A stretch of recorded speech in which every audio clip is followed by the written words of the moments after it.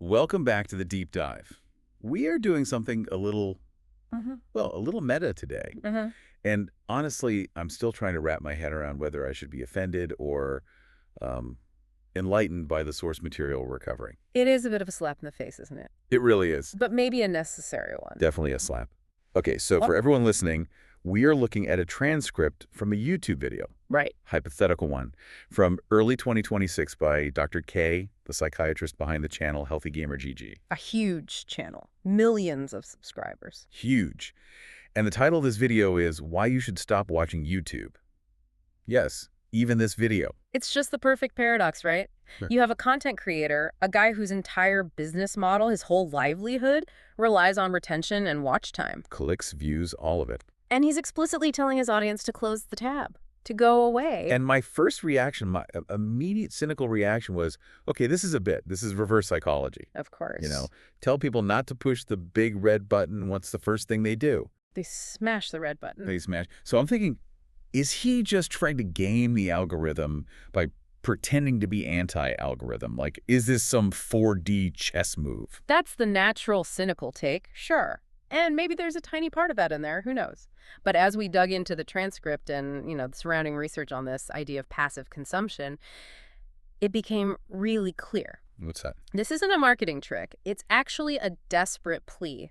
He's identifying a massive structural problem in how his own audience, The people who love him. the people who love him, the people who want to improve themselves, he's seeing a problem in how they're actually engaging with his content. He uses the word insidious, which Yeah. is a heavy word. It's not a word you just throw around. It is. Insidious implies something that's harmful but seductive. Right. It's not obviously bad. Exactly. Something that creeps up on you. And the core of his argument, the whole foundation of this deep dive, is that for a huge chunk of the population, consuming productivity content has become the single biggest barrier to actually being productive. Okay, let's unpack that because that sounds like a complete contradiction in terms. Yeah. How can watching a video about how to focus Or manage your time. or how to manage your time or improve your mental health, how can that be a barrier? I mean, I do this all the time, We all do. and I feel great when I do it. I feel like I'm getting ahead. That feeling great is exactly the trap. It's the cheese and the mouse trap. So let's talk about the trap. Okay, let's look at the scenario he lays out because I think it's going to resonate with, well, probably every single person listening. Lay it on me, I'm ready. Right. You're at work or you're studying. You hit a wall, you're tired, your brain is fried. 100%. The 2 p.m. slump. The 2 p.m. slump. You have 10 minutes before your next meeting, or maybe you're just taking a bathroom break that we all know turns into 20 minutes on the phone. Guilty. You want to decompress, you want to break. Standard operating procedure, I pull out my phone. Right. Now, in that moment, you have a choice. You could watch a compilation of cat failures. Love those. You could watch a stand-up comedy clip. You could watch a movie trailer, something purely for entertainment. But you don't. Why? Because I'd feel guilty. 100%. If I'm at work or if I'm supposed to be grinding, watching a cat video feels like a waste of time. And it feels lazy. It feels like I'm stealing from my employer or from myself. Exactly. The waste label triggers this little pang of guilt. Yeah. So what do you do instead? I find a compromise. What's the compromise? I click on a video titled, How to Master Your Dopamine, or The 7 Habits of Highly Effective People, or, a Dr. K deep dive into anxiety. And what happens to the guilt? Poof, gone. It vanishes. It vanishes. Suddenly you aren't procrastinating, you're learning. Right. You aren't wasting time, you're optimizing. It feels like a cheat code. It totally feels like a cheat code. Yeah. I'm getting the relaxation of a break, the mental downtime, but I'm categorizing it as work in my head. And that's the lie. Dr. K argues this is a dangerous lie. Yes.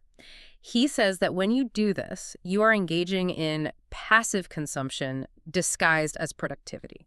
You are getting the feeling of competence, the feeling that you are the kind of person who works on themselves, who's into self-improvement, but you're getting it without any of the friction, without the discomfort of actually doing anything. So it's just identity validation.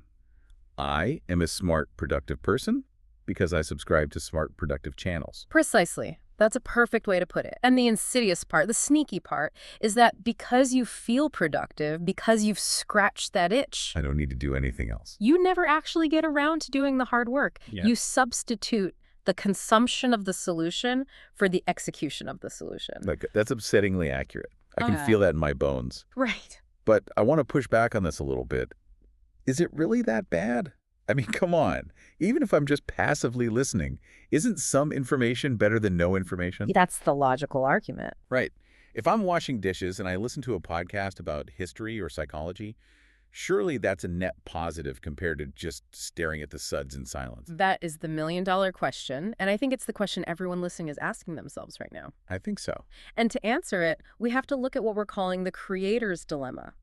Because Dr. K doesn't just blame the viewer. He pulls back the curtain on how this content is actually made. Okay. And it explains why that passive listening is often, and this is the key part, worse than useless. Worse? How can it be worse than useless? Because it gives you the illusion of progress, which prevents you from seeking real progress. Okay, let's look at the industry. Because I think we, as consumers, we assume that if a video is educational, the creator's primary goal is to teach us something. That is the assumption. It's a reasonable assumption. But let's look at the metrics. How is a YouTuber or a podcaster or any content creator judged by the platform? By YouTube? By Spotify? Views, likes, subscribes, the vanity metrics. Dig deeper. It's retention. It's average view duration. It's click-through rate on the thumbnail. Right. It's all about engagement.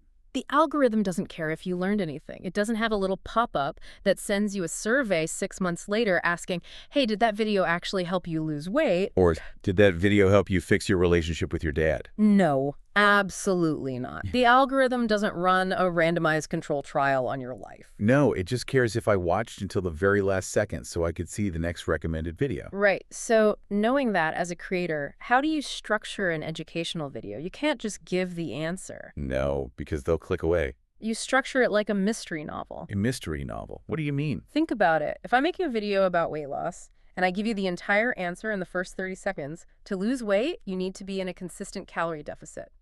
What happens? I say thanks, and I close the video. The video is over. Right. You leave. My average view duration is 30 seconds.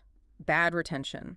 The algorithm sees that and says, this video is terrible, and it buries me. No one ever sees my channel again. So you have to drag it out. You have to tease it. I have to tease the answer. I have to create a narrative. I have to say, the secret to weight loss isn't what you think. It's this one powerful hormone.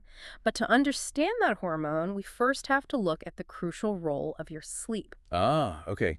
The open loop. The open loop. Then I talk about sleep for 10 minutes, and then I say, but sleep doesn't matter one bit if your cortisol is high from stress. Now we're talking about stress. It's a narrative chain designed specifically to keep you hooked, not to facilitate learning. That's edutainment. Exactly. It's entertainment first, education second. It's designed to be palatable. It's designed to be smooth and easy to watch. And real learning isn't like that. Is real learning ever smooth? The kind you do in a classroom or with a dense textbook. It's often jagged, it's boring. It requires you to pause and think and reread a paragraph 3 times. YouTube videos, by their very nature, are designed specifically to prevent you from pausing or clipping away. They are enemies of deep thought. The source material has this boring video hypothesis that I thought was really funny and also kind of depressing. It's a great thought experiment. It really clarifies the whole problem. Walk us through it. Dr. K asks you to imagine a video that was the Holy Grail. It contains the exact, scientifically proven step-by-step instructions to fix your specific problem, whatever it is. The magic bullet. The magic bullet. But there's a catch. It's 2 hours long. It's incredibly dry. It's a lecture from a monotone professor. It has a terrible title like Lecture 4, Advanced Implementation Strategies for Cognitive Restructuring. Horrible title. Right. The thumbnail is just white text on a black background. Exactly. And crucially, the video requires you to stop it every 10 minutes and do a written exercise, like actual work. Nobody clicks that. Absolutely nobody. 0 views. Maybe the creator's mom watches it. The algorithm kills it instantly. It's dead on arrival. So we, the viewers, we are actually selecting for entertainment, even when we go to these platforms claiming we want education. We vote with our clicks every single time. And Dr. K makes a really strong point here. He says, that's on you. That's on the audience. He claims the viewer. He says the creator is just responding to the incentives we create.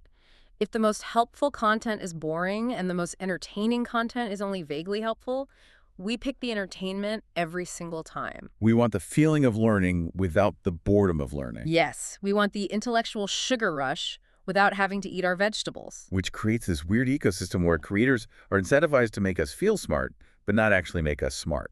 Correct. It's a system that produces competent feeling viewers, not competent viewers.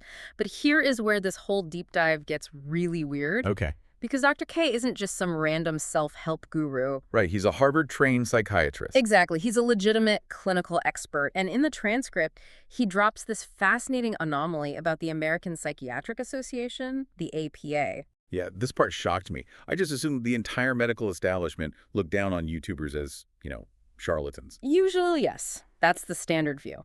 But Dr. K mentions that the APA is actually studying his content. They have panels at their conferences presenting studies on healthy gamergy as a cultural phenomenon. That is wild. The establishment is literally studying the disruptor. And the finding from these studies is even crazier. They found that the actual information, the content in his videos, is about as useful as the APA's own clinical content for the public. So it's not the information that's the problem. The content isn't trash. It's not snake oil. It's not snake oil. It is objectively high-grade medicine. The advice is evidence-based. It is clinically sound. But, and this is the giant contradiction we're circling, if the medicine is high grade and millions of people are taking it every day, right, why aren't we seeing a massive society-wide spike in mental health? Why are there people in his comments section who say, Dr. K, I love you, I've been watching for 4 years, and I'm still stuck in the same rut? That is the central mystery of this deep dive. If the supply of information is good, why is the transformation so often bad? Or non-existent. Or non-existent. And Dr. K argues the problem isn't the information at all. The problem is entirely in the mode of consumption. Which brings us to what you call the psychology of the second monitor. The second monitor, or the phone in your pocket while you're driving, or the AirPods in while you're doing chores. Okay, now I need you to be honest with me here. Because I defended my dishwashing habit earlier. I remember. I said it was a net positive. But I have a sneaking suspicion you're about to tear it apart. I am, and I'm going to use your own brain against you to do it. Great. I'm ready. Proceed. The second monitor is a metaphor. It refers to the habit of consuming content while your primary attention is somewhere else. Gaming, cleaning, driving, working out. Right, and the mindset is always one of efficiency. I am optimizing my time. I'm killing 2 birds with 1 stone. It's the multitasking myth, isn't it? It's the ultimate multitasking myth. Biologically, we know that true multitasking doesn't really exist for complex tasks. What we have is rapid task switching, or we have background processing. So when I put a dense educational video on a second monitor while I'm playing a game or cleaning the kitchen, what am I actually doing to that information? Where does it go? I mean, you hear it, you're listening to the words. I'm hearing it, but am I encoding it? Is it getting into my long-term memory? Very, very unlikely. Dr. K argues that by making self-help content bonus or extra, something that just fits into the cracks of your life, you are devaluing it to 0. Devaluing it how? Like economically? Economically and neurologically. Think about the concept of free. When something is free, how do we treat it? We hoard it. We take it for granted. If I get a free t-shirt, I'll use it to wash my car. If I buy a $100 shirt, I'll dry clean it. Exactly. There's no perceived value. Now apply that to time. When you consume a video while doing the dishes, what is the cost of that education in terms of your time? 0 minutes. 0. You were doing the dishes anyway. It required 0 sacrifice, 0 dedicated time. So it feels like a free lunch. It feels like a free lunch. And because the brain perceives the cost as 0, it assigns the value at 0. And here's the insidious part again. Dr. K argues that the moment your brain thinks improvement is a bonus, you become structurally unwilling to pay the actual price to change. Wait, explain that mechanism. Why does free consumption lead to no change? That's a big leap. Because change is expensive. It's incredibly expensive. Real change, rewiring your habits, facing your anxieties, learning a new skill, has a massive biological and emotional cost. It takes energy. It takes focus. It's uncomfortable. It's deeply uncomfortable. So if you have trained yourself for years that learning is something that happens passively and painlessly in the background while you do something else, you have conditioned yourself to expect improvement itself to happen passively and painlessly in the background, and it never, ever does. You're training yourself to be a spectator in your own growth. You're waiting for it to just happen to you. Perfectly put. You're waiting for the magic osmosis. You mentioned earlier that you listen to podcasts while you work. Can I ask, have you ever listened to an audiobook or a lecture series while doing something else and then realized, maybe a week later, you retained absolutely nothing? Oh, God. Yes. I have a really embarrassing example of this. few years ago, I decided I want to be a history buff. That noble goal. A noble goal. I downloaded Mike Duncan's The History of Rome. Amazing podcast. Legendary. Classic. Hundreds of hours of content. Hundreds. And I decided I was going to listen to it while I renovated my bathroom. Uh-oh. I see where this is going. So for 3 weeks straight, I'm tiling, I'm grouting, I'm painting, and I'm blasting the history of the Roman Republic into my ears. I felt like a genius. I felt so cultured, so efficient. The ultimate 2 birds, 1 stone. The ultimate. And today, if you asked me to tell you about the Gracchi brothers. Tell me about the Gracchi brothers. I couldn't tell you a single thing. I know there was a guy named Caesar. I know Rome fell. But the details, the politics, the chronology, it's all gone. A complete void. And you probably spent, what, 60 hours listening? I burned probably 60 hours of audio, and I retained nothing. It's actually infuriating to think about. That is attentional residue and cognitive overload in action. Your primary focus, your brain's main processing power was on the tiling on the physical task. Making sure the lines were straight. Exactly. The audio was just texture. It was auditory wallpaper. It was intellectual wallpaper. That's exactly what it was. And look, that's fine if you're listening to music. Music is meant to be wallpaper sometimes. But if you are listening to something that is asking you to change your life, right, treating it like wallpaper is dangerous because you feel like you engaged with the material. You tick the box in your head, I learned about Rome today, but you didn't. You just hallucinated competence. Hallucinated competence. That stings. That's a good phrase. Dr. K compares this to the difference between just watching YouTube and hiring a coach.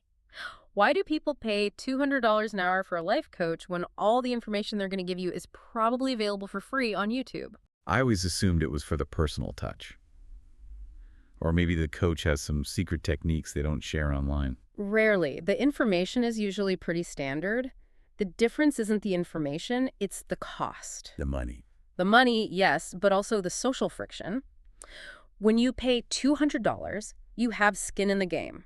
You are financially invested. You take it seriously. And when you have an appointment at 2 p.m. on a Tuesday, you have to show up. You can't just multitask. You have to sit there on a call and report your progress. It's accountability. It's active versus passive. A coach forces you to do the work during the session. YouTube lets you watch someone else talk about the work from the comfort of your couch. So Dr. K's point is that unless you artificially create that cost, unless you treat the video with the same reverence you'd treat a $200 session, you won't get the benefit. You have to sit down, notebook out, no distractions. That's the price. So we're addicted to the free version of improvement, which is actually just entertainment. But why is it so hard to switch? Why can't I just decide, okay, from now on, I'm going to be serious about this? Because of how our brains are wired to handle motivation and change. And this leads us to the most technical, but maybe the most important part of the deep dive. Dr. K brings in a concept from clinical psychology called motivational interviewing. Which is a therapy technique, right? Yeah. For addiction. It is. It's the gold standard for treating addiction and other resistant behaviors. And at the very heart of it is a concept called ambivalence. Ambivalence. Now, in normal conversation, when I say I'm ambivalent about something, I usually mean I don't care. Pizza or tacos for dinner. I'm ambivalent. Right. We use it to mean apathy or indifference. But clinically, it means the exact opposite. It means you care too much, but in 2 different directions. A conflict. A split. A war. Ambivalent is the state of simultaneously wanting to change and not wanting to change. And both are real. Both desires are real. Both are powerful. It's the addict who desperately wants to get sober to save their marriage, but also desperately wants to drink to numb their pain. And for the rest of us, it's, I want to have a 6-pack, but I also really, really want to eat this entire pizza. Exactly. Now, Dr. K explains that our brain is designed for homeostasis. It wants to stay the same. It craves predictability. It's lazy. It's not lazy. It's efficient. Change is a threat. It burns a ton of energy. It's risky, so that I don't want to change. Voice in your head isn't just you being weak. It's a biological survival mechanism. So when we watch these self-help videos, which side of that war are we feeding? Are we feeding the I want to change side? We think we are. We absolutely believe we're stoking the fires of motivation. But Dr. K argues we're actually just pacifying the conflict. What do you mean? By watching the video, we soothe the anxiety of not changing without actually having to do the hard work of changing. It's a temporary truce. We're negotiating a ceasefire instead of winning the war. A perfect analogy. And to visualize this, he maps out what he calls the timeline of motivation. This was the part of the transcript that really clicked for me. He uses two examples that are just brutally relatable: the gym and game development. Okay, let's start with the gym, because that's the classic New Year's resolution trap that almost everyone falls into. Okay. So imagine it's January 1st, 2026. The ball has dropped. You decide, this is the year I'm getting ripped. You go online, you sign up for the gym membership. This is phase one. Phase one, the decision. In this moment, when you're signing up, what is your brain focusing on? The result. The future me. The beach body in 6 months. The energy. The compliments. The health benefits. You are seeing all upside. You are fantasizing about the benefits, and here is the neuroscience kicker. When you vividly imagine that positive future, your brain releases a little bit of dopamine right now. Wait, I get the reward before I do any of the work. Yes. It's called a reward prediction error, or in this case, it's just a straight-up cash advance on dopamine. Yeah. You feel good just by deciding to do it. The fantasy pays you up front. That explains why buying the new running shoes and the workout clothes feels almost as good as actually running. Sometimes better, because there's no pain involved. But then, phase two happens. The new shoes arrive. You actually go to the gym. And the fantasy dies a very quick death. Immediately, you're on the treadmill, it's loud, you're sweating 5 minutes in, your lungs are burning, you feel clumsy on the weight machines, you look in the mirror and you look exactly the same as you did yesterday. It's all downside. Yeah. Zero immediate reward. All downside. The cost has arrived, you are now paying the bill, and because you already got your dopamine hit during phase one, your brain looks at this new reality, pain, sweat, boredom, no results, and says, this is a bad deal, we are in the red, abort mission. And so we quit, usually by week 3 of January. We quit, but, and here's the pivot, we don't just sit there and feel bad about quitting. That's uncomfortable. So we need a new hit of dopamine. We need a new project. We need a new fantasy. We need a new fantasy. Enter the game dev example, or the I'm going to write a novel example, or the I'm going to learn Japanese example. Dr. K talks about the gamer who quits the gym to go make an RPG. Right. It's the classic pivot. You say, well, fitness isn't really my thing. My body type isn't right for it, but I love games. I'm creative. I'm going to build the next Stardew Valley. And what do you focus on? Passive income, creative freedom, the adoring fans. It's going to be amazing. You're right back in phase one, the fantasy phase. Back in phase one, all upside. You download the game engine, you watch a few tutorials on YouTube, you make a little character walk across the screen, you feel like a genius, dopamine everywhere. And man. Then you try to write your first real script. You try to build an inventory system. Syntax error. Syntax error. The character falls through the floor, the lighting is broken, you spend 6 hours trying to fix a bug, and you realize you have no idea what object-oriented programming actually means, and your whole project architecture is wrong from the start. The cost is back. Yeah. But this time, it's not physical pain, it's mental pain. The cost is back with a vengeance. You feel stupid, you feel frustrated, you feel overwhelmed. The beautiful fantasy of the finished game is a million miles away. And this is the critical moment. This is where the YouTube trap that we've been talking about springs shut. Because when I'm staring at that syntax error, feeling like a total idiot, what do I do? What do you do? I open a new tab. I open YouTube. I search devlog or game dev motivation. I watch someone else who is successfully working on their game. And why does that work? Why is that your immediate instinct? Because it puts me back in the fantasy. It makes me feel like a dev again. Bingo. It's a painkiller. It's a psychological analgesic. Watching the person who can do it allows you to borrow their competence. It soothes the anxiety of your own failure. It puts you back into that warm, fuzzy, all-upside state where you feel like a game developer even though you aren't developing a single thing. That is devastatingly true. You're saying the content acts as a retreat. It's a bunker we hide in to avoid the cost of the actual work. It is a shelter from the friction of growth.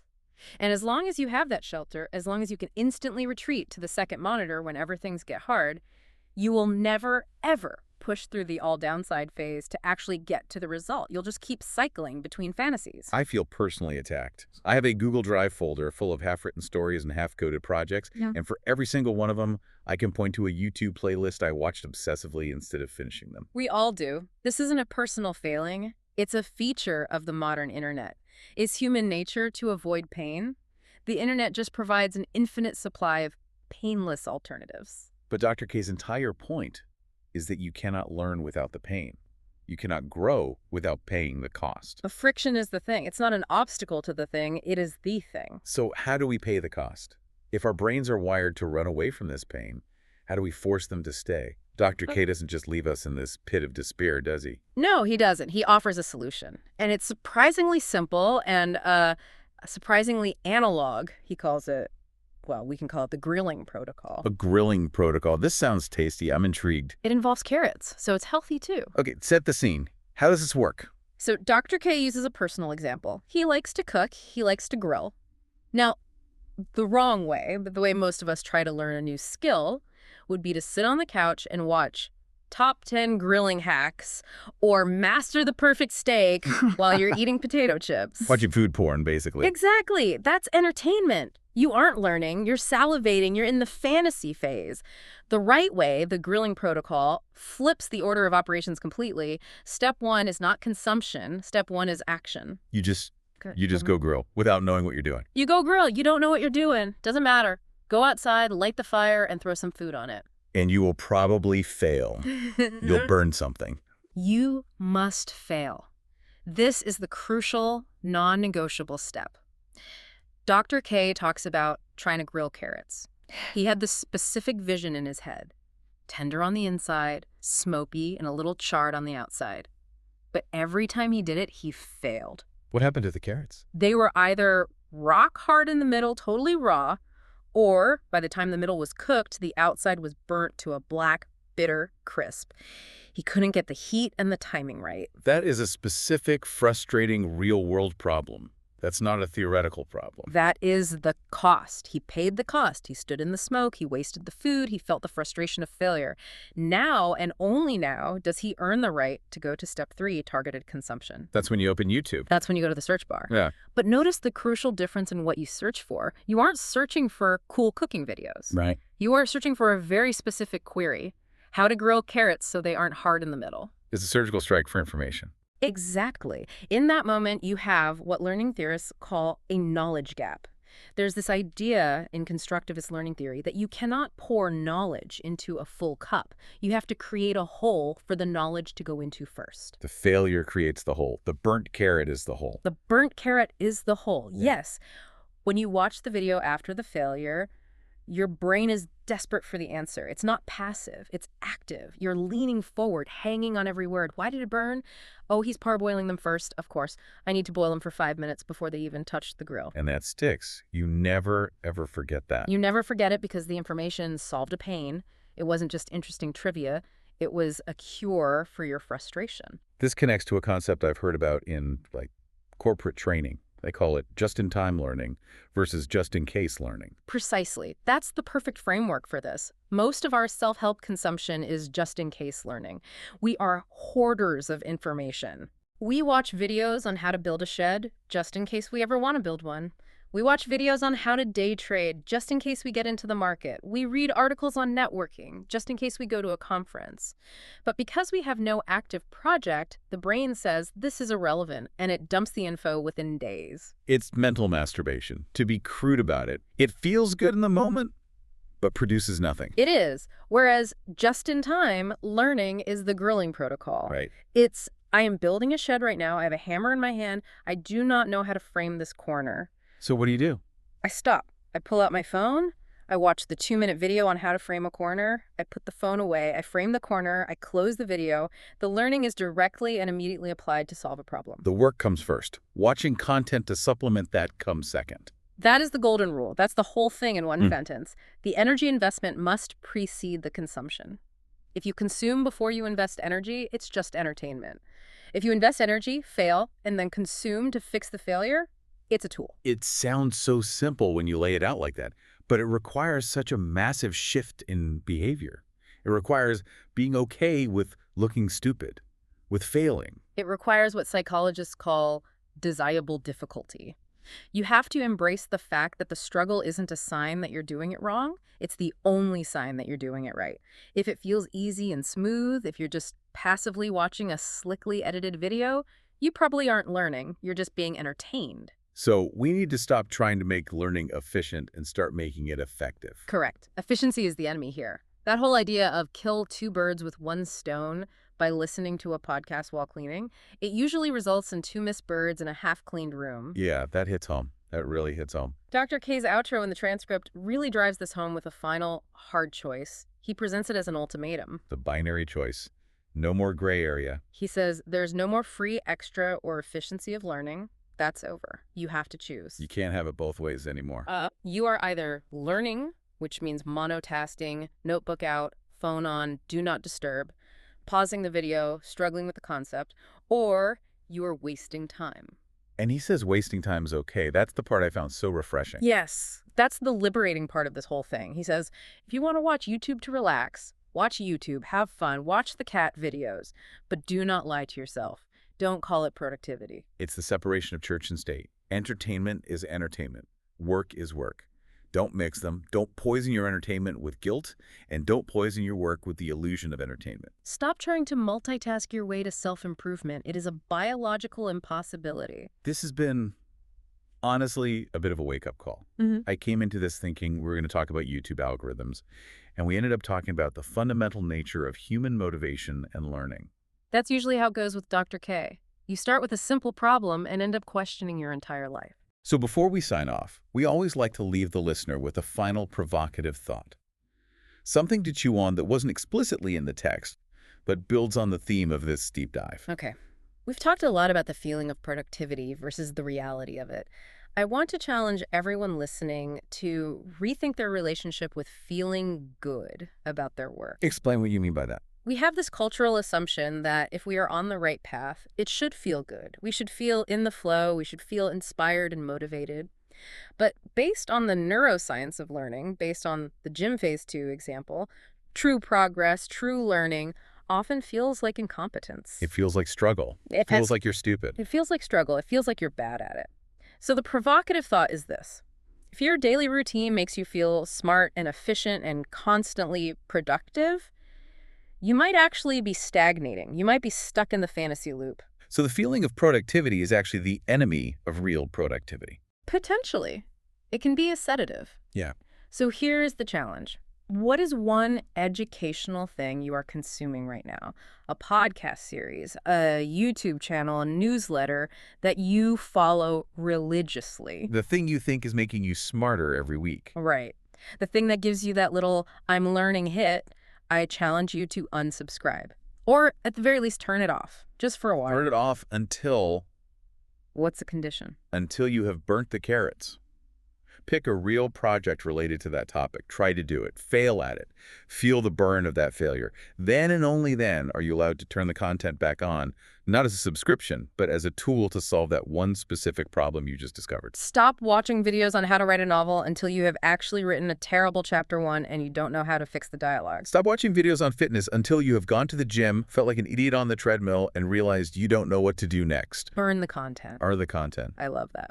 Well, as Dr. K signs off in his video. Gigi, thanks for listening to The Deep Dive. Go burn some carrots.